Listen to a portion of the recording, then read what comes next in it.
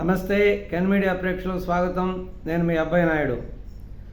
ఈరోజు ఈ వీడియోలో ప్రధానంగా ఈరోజు దినపత్రికలో ప్రధాన ముఖ్యాంశాలను విశ్లేషించుకున్నట్లయితే ప్రధానంగా సాక్షి పేపర్లో ఉన్నటువంటి ప్రధాన అంశాలను కానీ చూసుకున్నట్లయితే బ్యానర్ ఐటంగా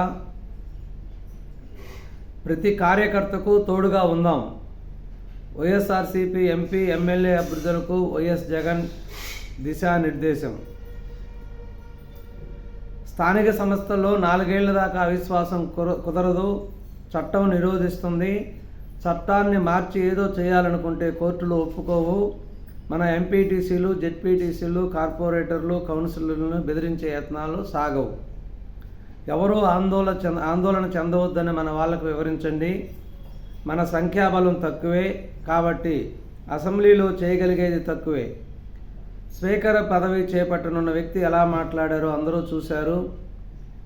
జగన్ ఓడిపోయాడు కానీ చనిపోలేదు, చచ్చేదాకా కొట్టాలన్న వ్యక్తిని స్పీకర్గా చేస్తున్నారు. ఇలాంటి వ్యక్తుల మధ్య అసెంబ్లీలో మనం ఏదో చేయగలుగుతామనే నమ్మకం లేదు. మన జెండా పట్టుకున్న ప్రతి ఒక్కరిని కాపాడుకోవాలి. మనల్ని నమ్ముకున్న కొన్ని కోట్ల మంది ఉన్నారు, ఏ ఒక్కరూ నష్టపోకూడదు. ఎట్టి పరిస్థితుల్లోనూ నిరాశకు చోటివ్వద్దు. మన అడుగులు ముందుకు వేయాల్సిందే. ప్రతి అభిమాని కార్యకర్తకు భరోసా ఇవ్వాల్సిన బాధ్యత మనదే. ఇప్పుడు అది ఇంటర్వెల్ మాత్రమే. శకున పాచికల ఘట్టం. శ్రీకృష్ణుడు తోడు ఉన్న పాండవులు ఓడారు. అంతిమంగా ధర్మం, విశ్వసనీయత, నిజాయితీ గెలుస్తాయి. ఎన్నికల ఫలితాలపై చాలామంది ఫీడ్బ్యాక్ ఇస్తున్నారు. మనం చేసిన మంచి ఇవాళకి ప్రతి ఇంట్లోనూ ఉంది. శిశుపాలుడిలా చంద్రబాబు పాపాలు పండే కొద్దీ ప్రజల్లో కలిసి పోరాడదాం. ప్రభుత్వ కార్యాలయాల్లో మేనిఫెస్టో కనిపించిన పాలన మనదైతే ఇప్పుడు రెడ్ బుక్ హోర్డింగ్లు పెడుతున్నారు. ఏ అధికారిపై కక్ష సాధించాలి, ఎవరిపై దాడులు చేయాలి, ఎవరిని నాశనం చేయాలి, ఎవరిపై కక్ష సాధించాలి అని అందులో ఏకంగా పేర్లు రాసుకుంటున్నారు. వాళ్ళను కొడతాం, చంపుతామంటూ నిస్సిగ్గుగా దౌర్జన్యం చేస్తున్న పరిస్థితులు కనిపిస్తున్నాయి. శిశుపాలుడి పాపాల మాదిరిగా ఈ ప్రభుత్వం పాపాలు వేగంగా పడుతున్నాయి అని సాక్షిలో ప్రధాన బ్యానర్ ఐటమ్గా రాయటం జరిగింది. జగన్మోహన్ రెడ్డి గారు నిన్న జరిగిన వైఎస్ఆర్సీపీ మీటింగులో పోటీ చేసి ఓడిపోయిన ఎమ్మెల్యేలు అందరితో, అంటే కొంతమంది వచ్చారు, తక్కువ మంది పోటీ చేసిన అభ్యర్థులు తక్కువ మంది హాజరయ్యారు. వాళ్ళందరిలో విశ్వాసం నింపడం కోసం, ధైర్యం నింపడం కోసం జగన్ మాట్లాడిన మాటలు ఇవి. అంటే ఇంకా వాళ్ళను వాళ్ళే మోసం చేసుకుంటున్నారు. అంటే జరిగిన విషయాల్ని, జరిగిన తప్పుల్ని, వాస్తవాల్ని గ్రహించకుండా ప్రజలే తప్పు చేశారు, ప్రజలే మమ్మల్ని ఓడించారనే ఉద్దేశంతో జగన్మోహన్ రెడ్డి గారు మాట్లాడుతున్నారు. అదేవిధంగా స్పీకర్ గురించి కామెంట్ చేస్తున్నారు, రెడ్ బుక్ గురించి కామెంట్ చేస్తున్నారు, ఏ అధికారిని బలి చేస్తారని కామెంట్ చేస్తున్నారు, ఏ అధికారిపై కక్ష సాధిస్తారని అడుగుతున్నారు. ఇవన్నీ కూడా మీరు నేర్పిన పాఠాలే. ఇంతకుముందున్న స్పీకర్, నేను స్పీకర్ హోదాలో ఉన్నటువంటి విషయాన్ని మరిచి ఏకపక్షంగా అసెంబ్లీలో ఎలా మాట్లాడింది, ప్రజలతో కూడా నేను వైసీపీ ఎమ్మెల్యేనే మొదట అని నిస్సిగ్గుగా బయటికి చెప్పింది. అందరినీ ఏ విధంగా, నేను స్పీకర్ అనే విషయాన్ని మర్చిపోయి అందరినీ ఏ విధంగా దుర్భాషలాడింది. అప్పుడే మర్చిపోతే ఎలా జగన్మోహన్ రెడ్డి గారు? ఇంకా రెడ్ బుక్ అంటారా?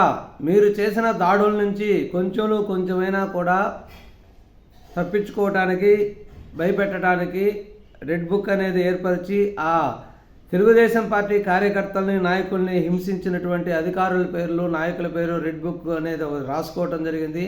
దాంట్లో తప్పేమీ లేదు. ఎందుకంటే మీరు చేసిన వినాశానికి, మీరు చేసిన దౌర్జన్యాలకి, మీరు కార్యకర్తలకి మీద, ప్రజల మీద మీరు కలగజేసిన మనోవేదనలకి ఇప్పటికి నాకు తెలిసి ఇప్పుడు మాట్లాడుకోవటం కానీ అంతగా ఇప్పటి వరకు పెద్దగా అటువంటి రివర్స్ దాడులు, సంఘర్షణలు పెద్దగా జరిగిన దాఖలాలు లేవు. వాటిని చంద్రబాబు నాయుడు గారు కూడా ప్రోత్సహించరు. తెలుగుదేశం ప్రభుత్వం ఎప్పుడూ కూడా అటువంటి వాటికి వ్యతిరేకం అని కూడా వాళ్ళు ఆల్రెడీ చెప్పడం జరిగింది. కాబట్టి మీరు పేపర్లో రాసినంత విధిగా, ఘోరంగా ఇప్పటి వరకు అయితే ఎక్కడ అటువంటి దాడులు, దౌర్జన్యాలు జరగలేదని కూడా మా పరిశీలనలో కూడా మేము చూస్తున్నాము. కాబట్టి మిమ్మల్ని మీరు ఇంకా మోసం చేసుకోవద్దనేది నా అభిప్రాయం. భూములమ్మి రాజధాని నిర్మిస్తాం. అమరావతి పర్యటనలో సీఎం చంద్రబాబు మొత్తం 55,000 ఎకరాల వరకు సేకరించాం.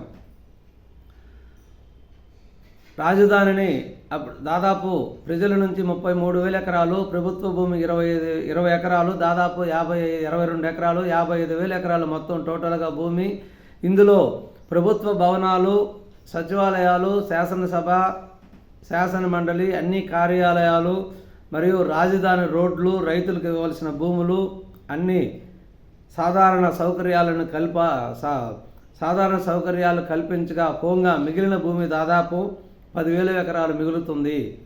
ఈ భూమి డెవలప్ చేసి అమ్మితే వచ్చిన డబ్బులతో రాజధాని పూర్తిగా కట్టవచ్చని చంద్రబాబు నాయుడు గారు పదే పదే చెప్పడం జరిగింది. దాన్ని మీరు సద్వినియోగం చేసుకోలేదు. అమరావతి అనేది సెల్ఫ్ ఫైనాన్సింగ్ ప్రాజెక్టు. దానికి ఎక్కడి నుంచి డబ్బు అవసరం లేదు. దాన్ని డెవలప్ చేసే కొంది దానికి అవసరమైన డబ్బు అదే సంపాదించుకుంటుందని ఎన్నోసార్లు అసెంబ్లీలో కానీ విలేకరుల సమావేశంలో కానీ చెప్పడం జరిగింది. కానీ మీ బ్యాట్లకు మీరు దాన్ని సద్వినియోగం చేసుకోలేదు. దాన్ని సద్వినియోగం చేసుకొని పోగా అలా వదిలేయకుండా కొంత విధ్వంసం కూడా చేయడం జరిగింది. అంటే మీరు అమరావతికి లాభం కంటే భరించరాని నేరాన్ని కలుగజేసినారని చెప్పుకోవచ్చు. మీరు చేసిన నష్టాన్ని పోడ్చడానికే చాలా టైం పడుతుంది. చాలా పెద్ద నష్టాన్ని మీరు కలుగజేసినారని కూడా చెప్పుకోవచ్చు. ఇది అదేవిధంగా దాడులు కాదు, సూపర్ 6 అమలెప్పుడు మరొక ప్రధాన అంశము. ఇంకా ఎన్ని విధ్వంసాలు, ఎంతమందిని చంపుతారు, ఊరూరు తిరుగుతాం, పార్టీ కార్యకర్తలకు అండగా ఉంటాం, హామీ అమలు చేయలేక రిషికండపై చంద్రబాబు ఎల్లో మీడియా దుష్ప్రచారం, ప్రభుత్వ పర్యాటకాలు అవసరాల కోసమే 7 భవంతుల నిర్మాణం. ఆ భవనాలన్నీ ప్రభుత్వానివే, వైఎస్ జగన్వి కాదని తెలుసుకోవాలి. 100 కోట్ల కార్యక్రమంలో 100 కోట్ల స్కామా.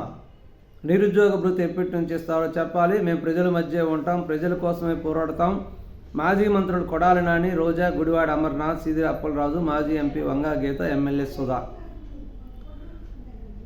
మీరు హామీలు అమలు ఎప్పుడు చేయటం అనేది ప్రతిపక్షంగా అడగవలసిన బాధ్యత మీ ముందు అడగటం తప్పులేదు. కానీ దాడులు ఇప్పుడు ఎంతమందిని చంపుతారు, ఎన్ని విధ్వంసాలు చేస్తారు అని కూడా మీరు అడగటం జరిగింది. కానీ వీటన్నిటికీ కూడా ఇవన్నీ అడిగే హక్కు మీరు లేదు. ఎందుకంటే దాడులు, విధ్వంసము, మనుషులను చంపటం మొదలుపెట్టింది మీరే. రిషికొండలో బంగారంగా ఉన్నటువంటి అంతకుముందు పర్యాటక కేంద్రంగా ఉన్నటువంటి నిర్మాణాలని కూలగొట్టి కొత్తగా భవనాలు విశాలంగా ఒక ప్యాలెస్ మాదిరిగా మీ అవసరాను అనుకూలంగా కట్టుకొని ప్రభుత్వ సొమ్ము వ్యర్థం చేసింది కూడా మీరే అని చెప్పుకోవచ్చు. కాబట్టి మీరు ఓడిపోవటానికి మీరు సగం కారణమైతే మిగిలిన కారణం ఇటు ఈ మంత్రులే. కొడాలి నాని, రోజా, గుడివాడ అమర్నాథ్, అప్పలరాజు, వంగా గీత. వీళ్ళకి అసలుకి ఎవరికైనా సబ్జెక్టు ఉందా? వాళ్ళకి మాట్లాడే విధానం తెలుసా? వాళ్ళకి ఎప్పుడైనా వాళ్ళు మంత్రిగా వాళ్ళు బాధ్యత వహించేటటువంటి శాఖకి ఎప్పుడైనా వాళ్ళు ఒక సమీక్షా సమావేశాన్ని ఏర్పాటు చేశారా? ఆ శాఖ గురించి పూర్తి వివరాలను ప్రజలకు తెలియజేశారా? ఇటువంటి వాళ్ళని వీళ్ళు మంత్రిగా పెట్టుకొని చేసినటువంటి పరిపాలన అస్తవ్యస్తాన్ని ఇవన్నీ కూడా క్రమ పద్ధతిలో పెట్టడానికి కొన్ని రోజులు పడుతుంది. కాబట్టి హామీలు అమలు ఎప్పుడు అనేది మీరు అడగటంలో తప్పులేదు. కానీ ఇప్పటి వరకు ప్రమాణ స్వీకారం కూడా పూర్తి కాలేదు. ప్రమాణ స్వీకారం పూర్తి కావడంతో ఖచ్చితంగా హామీలు అమలు చేస్తామని వాళ్ళు చెప్తున్నారు, తెలుగుదేశం పార్టీ వాళ్ళు. ఇది సాక్షిలో ప్రధానటువంటి అంశాలు. అదేవిధంగా మనం ఈనాడు పత్రికను తీసుకున్నట్లయితే ఎన్ని ఇబ్బందులు ఎదురైనా అమరావతి ఆగదు, జగన్ కక్ష గట్టి దెబ్బతీశారు, త్వరలోనే శ్వేతపత్రం విడుదల చేస్తాం, అందరి సలహాలు తీసుకుని కార్యాచరణ ప్రకటిస్తాం, తుమ్మ చెట్ల తొలగింపులో రాజధాని పునరుద్ధరీకరణకు శ్రీకారం, అమరావతి పర్యటనలో ముఖ్యమంత్రి చంద్రబాబు. ఖచ్చితంగా అమరావతి అనేది ఆగదు. దీన్ని అందరి సలహాలతో, అందరి ఆమోద ముద్రతో ఎలా ముందుకు పోవాలనేది ఆలోచించి ఒక పక్కా ప్రణాళికను రచించుకొని దాని ప్రకారం అమరావతి అభివృద్ధిని మొదలు పెడతాము. అమరావతి, పోలవరం ఇవి రెండూ కూడా ఆంధ్రప్రదేశ్కి మూల స్తంభాలు లాంటివి. ఆంధ్రప్రదేశ్ అభివృద్ధికి ఇవి పొట్టుకొమ్మలు లాంటివి. కాబట్టి ముందు తెలుగుదేశం పార్టీ ఎన్డీఏ ప్రభుత్వం యొక్క ప్రధాన ప్రాధాన్యత క్రమంలో ఈ 2 ప్రాజెక్టులే ఉంటాయని చెప్పడం జరిగింది. ఏ అంటే అమరావతి, పి అంటే పోలవరం అని కూడా చెప్పడం జరిగింది. పవిత్ర మట్టికి ప్రణమిల్లిన సీఎం చంద్రబాబు చిట్టడివిని తలపిస్తున్న రాజధాని ప్రాంతం నీళ్లలో నానుతున్న పునాదులు చూసి ఆవేదన, కొంత భావోద్వేగానికి గురైనటువంటి చంద్రబాబు నాయుడు గారు పంచాయతీలను ముంచేశారు, 5,500 కోట్లు మళ్లించేశారు. నిర్ధారించిన పంచాయతీరాజ్ గ్రామీణాభివృద్ధి శాఖ ఉప ముఖ్యమంత్రి పవన్ కళ్యాణ్కు సమగ్ర నివేదిక. అంటే 15వ ఆర్థిక సంఘం ఇచ్చినటువంటి పంచాయతీలకి, ఎంపీటీసీలకి, ఎంపీపీలకి, మండలాలకి ఇచ్చినటువంటి నిధుల్ని వైఎస్ఆర్సీపీ ప్రభుత్వం పూర్తిగా వాళ్ళకి ఇవ్వకుండా దారి మళ్లించి సంక్షేమ పథకాలకు ఉపయోగించడం జరిగింది. అంటే సంక్షేమ పథకాలను ఏ విధంగా దారి మళ్లించి వాళ్ళకు ఉపయోగించుకోవడం జరిగింది. ఇది చాలా చట్ట విరుద్ధమైన పని. సర్పంచులు ఎంతో చాలా వ్యయ ప్రయాసాలు కోర్చి వాళ్ళు పంచాయతీలు నిలబడి సర్పంచులుగా గెలవడం జరిగింది. కానీ వాళ్ళకి పూర్తిగా సహకరించకుండా ప్రభుత్వం వాళ్ళ నిధులను దుర్వినియోగం చేస్తూ వాళ్ళ యొక్క అభివృద్ధిని ఆటంకపరుస్తూ వాళ్ళ చేతులకి కళ్ళు వేయటం జరిగింది. అమరావతి లైన్ కదిలింది. ఎర్రుపాలెం అమరావతి నంబూరు రైల్వే లైన్ గుర్తింపు, భూసేకరణకు గెజిట్ నోటిఫికేషన్ విడుదల. ఎన్డీఏ శ్రేణుల సమిష్టి కృషితోనే గెలిచాము. భాజపా ఎంపీలు, ఎమ్మెల్యేలు వెల్లడి. విజయవాడలో అభినందన సభ. కోలాహలం, కొత్త మంత్రుల తొలి సంతకం. ఒకే రోజు 8 మంది బాధ్యతల స్వీకరణ. సచివాలయం కిటకిట. నేటి నుంచి అసెంబ్లీ సమావేశాలు. తొలుత చంద్రబాబు ప్రోటెం స్పీకర్గా గోరంట్ల బుచ్చయ్య చౌదరి, తొలుత చంద్రబాబు, తర్వాత పవన్ కళ్యాణ్ ప్రమాణ స్వీకారం.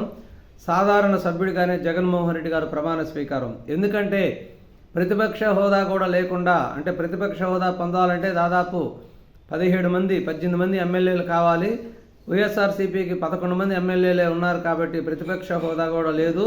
కాబట్టి అక్షర క్రమంలో సాధారణ సభ్యుడిగానే జగన్మోహన్ రెడ్డి గారు ప్రమాణ స్వీకారం చేస్తారు. ఒకవేళ ముందు చేయాలంటే అది చంద్రబాబు నాయుడు గారి యొక్క నిర్ణయం మీద ఆధారపడి ఉంటుందని తెలియజేస్తున్నారు. ఎయిడెడ్ పోస్టులు భర్తీ చేసేది ఎవరు? తానే ప్రభుత్వంలో వ్యవహరిస్తున్న సురేష్ కుమార్. విద్యాశాఖ మంత్రి లోకేష్కు తెలియకుండానే ఎయిడెడ్ టీచర్ల పోస్టుల భర్తీకి ఆదేశాలు. ఒక్కో పోస్టుకి 40 లక్షలు వసూలు. అంటే తెలుగుదేశం ప్రభుత్వం ఏర్పడిన తర్వాత కూడా అందులో ఉన్నటువంటి సురేష్ కుమార్ కార్యదర్శి, విద్యాశాఖ కమిషనర్ సురేష్ కుమార్ తన ఇష్టం వచ్చినట్లు ఎయిడెడ్ పోస్టులను ఇస్తూ ఒక్కో పోస్టుకి 40 లక్షలు వసూలు చేస్తున్నట్టు వార్తలు వస్తున్నాయి. అది విద్యాశాఖ మంత్రిగా బాధ్యతలు స్వీకరించినటువంటి లోకేష్ బాబు కూడా తెలియకుండానే ఈ తతంగం అంతా జరుగుతున్నట్లు వార్తలు వస్తున్నాయి. 2029లో చంద్రబాబుకు సింగిల్ డిజిట్ సీట్లే. ప్రజల కోసం పోరాటాలు ముమ్మరం చేస్తాం. వైకాపా విస్తృత స్థాయి సమావేశంలో జగన్. ఇది ఈరోజు ప్రధాన సంచికలో ఉన్నటువంటి ముఖ్యాంశాలు. మనం మరికొన్ని కొత్త విశేషాలతో మళ్ళీ వీడియోలో కలుద్దాం. నమస్కారం.